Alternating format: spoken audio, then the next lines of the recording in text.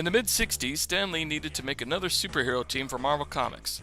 He'd already used up pretty much every radiation and chemical origin for superpowers, so he decided, fuck it, they're born with them. And thus, the X-Men were born. About 30 years later, Capcom started a beautiful relationship with Marvel Comics that would bring their superheroes to the 2D fighting arena. The first of which was X-Men Children of the Atom. I fondly remember playing this game in the cafeteria of my community college where I wasted 4 years of my life for a degree that got me fucking nowhere. While X-Men was published by Capcom in Japan, in the West they let Acclaim take over the publishing reins, not only for this game but for Marvel superheroes too. I gotta ask, why? It's not like the X-Men weren't popular at the time, it was the mid-90s for God's sake. At the time, X-Men was bigger than Batman, Superman, and the Avengers combined.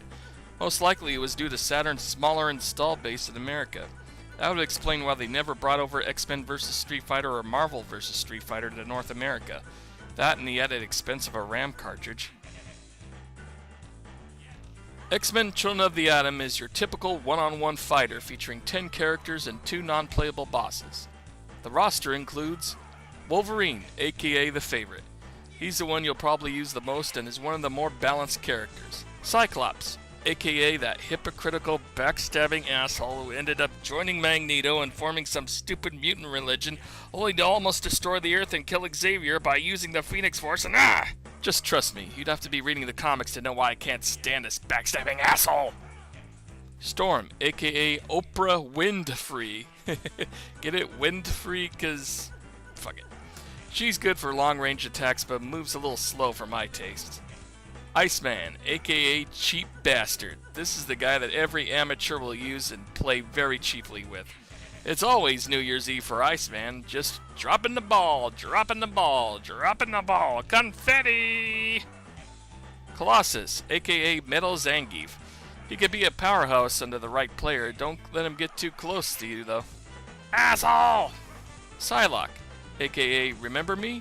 She's one of the weaker players with a limited range of attacks. She can still be deadly under the right player. Still, whatever happened to her? Now we go on to the villains roster, starting with... Cyclops! Okay. Silver Samurai, aka Look Ma, I'm in the new Wolverine movie! Silver's special moves are nothing much, but his standard attacks are all sword slashes that can lead up to some killer combos. Omega Red, aka Mr. Hentai. While Omega has enough tentacles to make any anime girl swoon, it's his great array of standard attacks that really make him stand out. Some of them are way more effective than his special moves, another solid pick for noobs. Spiral, aka Just Add Hard Punch for instant combo. Like Omega Red, her standard attacks are better than her weak sauce specials. Still not really a favorite. Akuma, what's he doing here? I guess he got impatient for X-Men vs. Street Fighter. Sentinel, aka You're Fucked. No matter if you're an amateur or a pro, this guy is just deadly. He's got a long reach and very powerful moves. Look out for him. While the game features 10 playable characters, you will only fight through 6 of them in arcade mode, which then leads you to the 2 final bosses, the Juggernaut bitch and Magneto. Like most 2D fighters, X-Men has your standard array of regular moves and specials, along with a meter on top that builds as you fight. When this meter fills to its fullest, you can unlock a powerful special attack that, if not blocked, can take a good chunk of health. Also, if you get to where the special bar is glowing, you can do another move that can help you. I never really used these much myself, as I always wanted to charge the special attack. This is also the first Capcom game to use the Super Jump. A good way to get distance from your opponent, but it could also be used against you if not done right. I don't like using it much myself. Other options in the Saturn version include the standard Versus, Survival, and a group battle mode for multiplayer. The animations are stiff and the load times are a bit long due to the fact that it makes no use of Saturn's RAM cartridge that the sequels used. It still looks a lot better than the PlayStation version due to Saturn's processor being a 2D powerhouse. This game is tough. Even on its easiest difficulty, the AI was blocking my every move. Like I said on Sega Bits, I love these games, but I'm not the best player. So I used my action replay for something other than imports for once and got me some cheat codes for invincibility, just so I could show you guys the final bosses.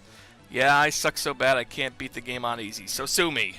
X-Men Children of the Atom was just the first in Capcom's long line of Marvel fighting games. While far from the best, it's still a memorable experience and a great game for X-Men fans. Still, if you're looking for a great Marvel 2D fighting game, there are better ones out there, and we'll be looking at more of those in the near future.